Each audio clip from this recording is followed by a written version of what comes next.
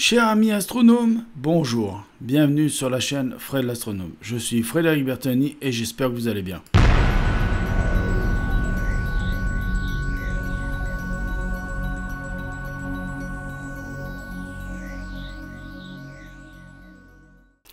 Voilà mes chers amis astronomes, nous sommes sur la Barlow x2, nous commençons directement par cette Barlow, le Barlow de Célestron, qui pour moi, à comparer de la Barlow x5 de Explorer Scientific, est une Barlow de très mauvaise qualité, même par rapport à la Barlow x3 de chez Meade.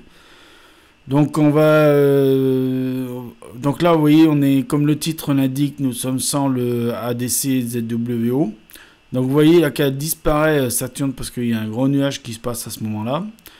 Donc on va pas faire plus long parce que c'est pas la peine qu'on fasse plus long. Je vais passer directement à la Barlow x3 et puis vous connaissez la suite, hein, Barlow x5 et voilà. Donc ça, c'est toutes ces vidéos que je vous mets maintenant, c'est toutes des vidéos où je suis sorti, j'ai fait de l'astronomie, j'ai sorti mon télescope, j'ai fait du visuel et j'ai en même temps filmé pour vous ce que je voyais à l'oculaire. Alors je voudrais juste faire passer un petit message. Encore une fois, on n'arrête pas de me dire mais pourquoi tu le fais pas avec l'oculaire et un smartphone. Alors, je ne dénigre pas ceux qui le font au smartphone, parce que c'est les moyens qu'ils ont de le faire, et bon, tant mieux s'ils ont des résultats corrects pour certains, mais j'ai pas mis 2000 balles dans un appareil photo Sony Alpha 7S, j'ai pas mis 2500 balles dans un télescope Célestron voilà, j'ai pas mis non plus presque un peu plus de 100 balles dans une Barlow x5, dans une anti-Barlow x5 Explorer Scientific. Je vais certainement investir entre 100 et 200 euros, même presque, oui, pas loin, un peu plus de 200 euros en tout et pour tout si je rachète deux autres Barlow de chez Explorer Scientific, c'est-à-dire Barlow x2 et Barlow x3, pour remplacer les deux autres Barlow que j'ai déjà, pour avoir une meilleure qualité d'image, parce que je trouve que ça fournit une meilleure qualité d'image. Donc voilà, donc tout ça pour expliquer que j'ai du matériel, j'utilise le matériel que j'ai. Si vous êtes frustré par rapport aux images que j'ai, que je vous fournis, pour ceux qui sont frustrés parce qu'ils n'arrêtent pas de me demander pourquoi tu n'utilises pas un oculaire, parce que je ne sais pas si vous avez essayé, mais montez un oculaire à votre télescope par exemple. Mettez votre appareil photo avec un objectif dessus, et ben essayez de prendre ce que vous voyez au travers de l'oculaire. Alors on y arrive très bien avec un appareil photo parce que l'objectif de l'appareil photo plus la lentille de l'appareil photo c'est plat, d'accord, c'est plat, donc il n'y a pas de raison, vous posez dessus, vous essayez de cadrer, une fois que c'est cadré, boum, vous cliquez sur prendre la photo ou cliquez sur enregistrer la vidéo.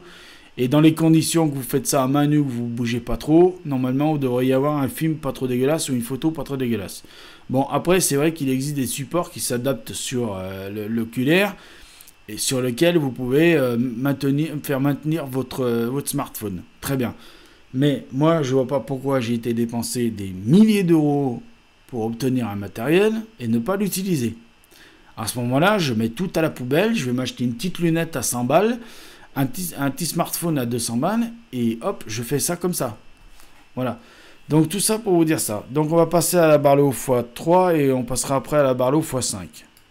Donc nous voilà avec la Barlow x3 de chez Meade. Toujours aussi avec le Sony Alpha 7S et bien entendu avec le CPC 800 203 mm de chez Célestron. Donc voilà, là, bon, vous voyez qu'elle est un petit peu partie dans les nuages. Saturne, j'allais dire Jupiter, bravo. Là, elle est un petit peu partie dans les nuages parce que, bon, ben, le temps n'y était pas. Donc voilà. C'est ça aussi, l'astronomie. Hein, le temps au départ était bien clair, le ciel était bien clair, et puis voilà que... Alors, c'est plus de la brume un peu épaisse qui se met là, qui se met en place, mais voilà. C'est comme ça, ça arrive. Hein. On n'y peut rien. Et donc on va passer directement à la Barlow. Alors ça revient un petit peu, vous voyez, là ça revient un petit peu en fin de séquence. Hein.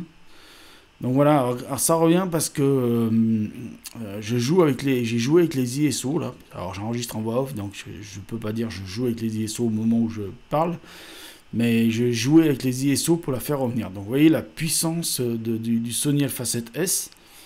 Donc imaginez avec le Sony Alpha 7S II ce que j'aurais pu faire. Mais voilà, donc c'est pas, j'ai pas pu l'acheter, mais tant pis, c'est pas grave. Donc voilà un petit peu, on va passer à la Barlow x5 et on en terminera là avec cette vidéo. Donc voilà mes chers amis astronomes, pour finir cette vidéo sur Saturne, nous sommes avec la lentille de Barlow x5 Explorer scientifique. Bon, toujours avec le Sony Alpha 7S et le Celestron CPC 800 203 mm. Donc vous voyez que là on a un peu plus de détails avec la Barlow x5, mais un peu moins qu'avec le ADC ZWO, puisque là nous sommes sans le ADC ZWO. Donc voilà. Donc tout ça pour vous dire que en ce moment, bon, c'est vrai que j'ai fait beaucoup de planétaires. Comme je le disais dans la vidéo précédente, je voulais faire le 12 au soir, je voulais faire du ciel profond, mais bon, ça m'a pas été possible à cause du temps. Très mauvais temps. Voilà. Donc, je suis un peu déçu, bien sûr, évidemment.